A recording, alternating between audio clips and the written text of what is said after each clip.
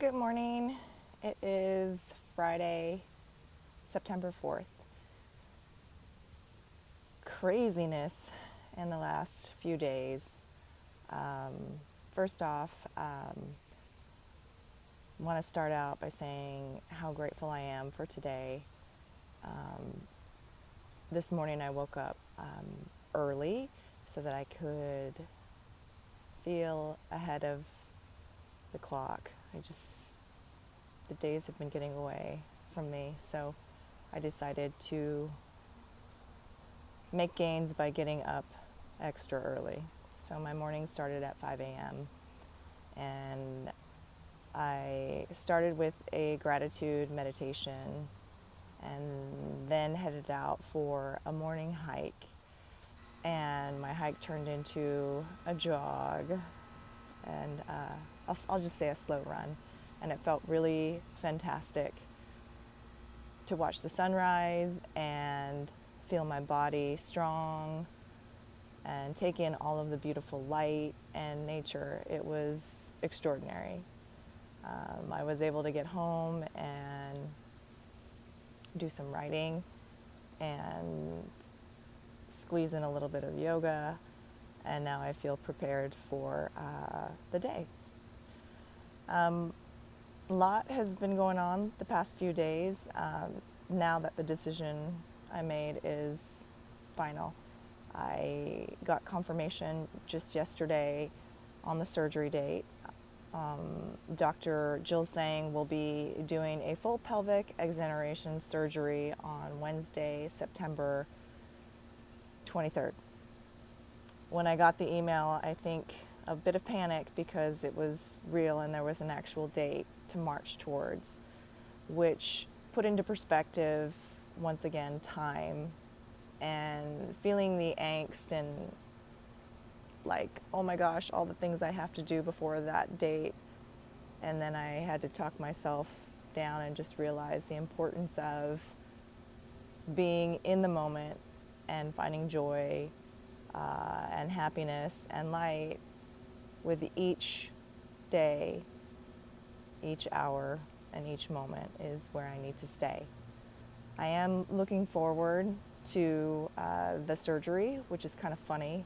I am absolutely terrified, but I think fear is going to be with me the entire time, and that's okay. I just need to be able to acknowledge it and move through it and maintain courage to be hopeful for the best outcome and just, I guess, no looking back now.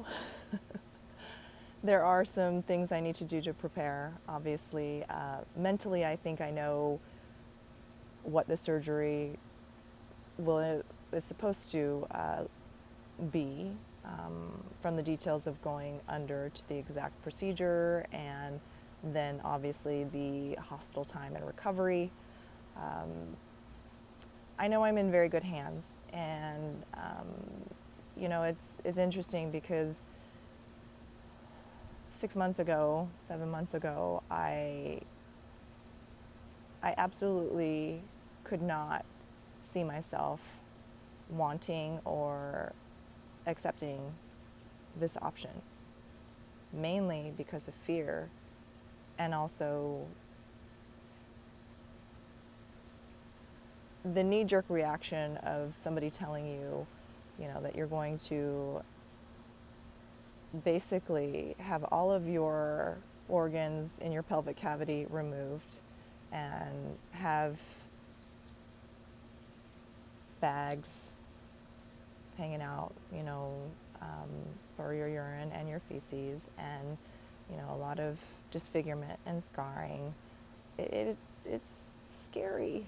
And I immediately said, absolutely not. I could never live like that.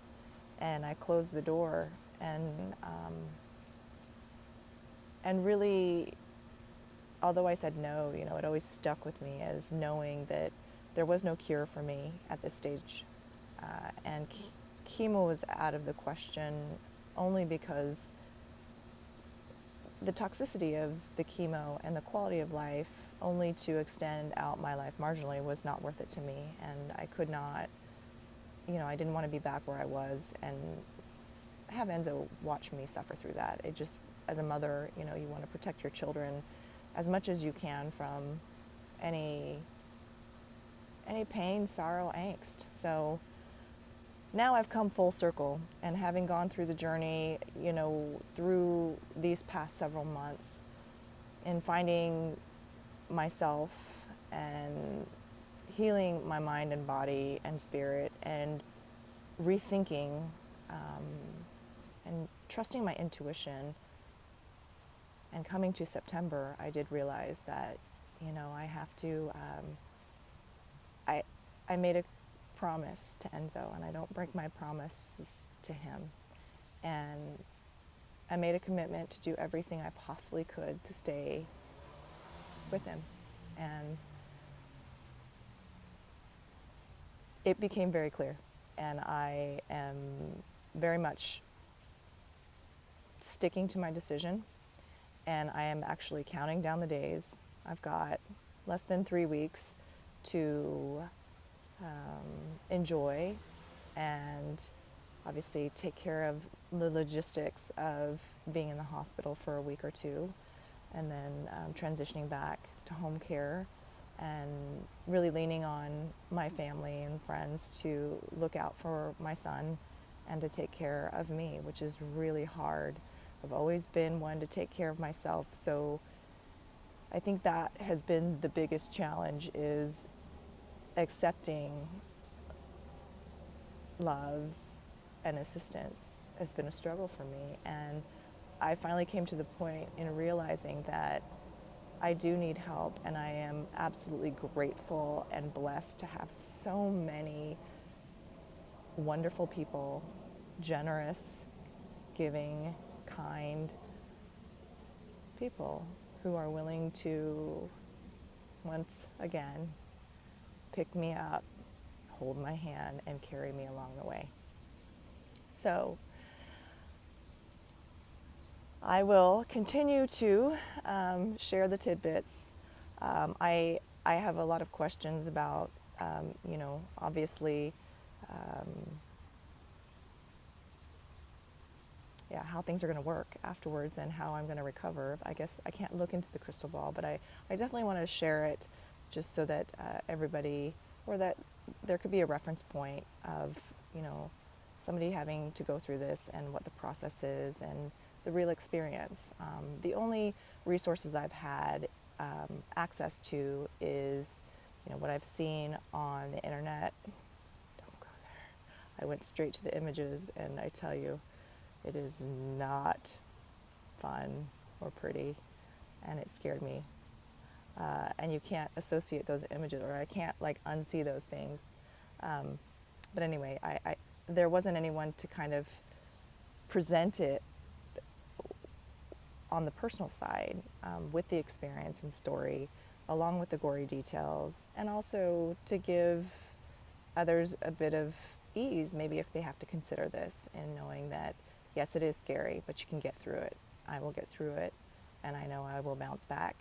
I have 100%, 1,000% faith in the surgical team down at UC Irvine, my surgeon, my doctors, and nurses, and I have my family and my friends and my tribe to lean on, and that's everything. So I will be counting down the days, and I look forward to what lies ahead. I definitely want to enjoy what I can before I go into surgery. There will be a period of time where I won't be able to do the things that I really love to do, like hiking, yoga. It'll take me a minute to walk. So, again, today's theme is gratitude.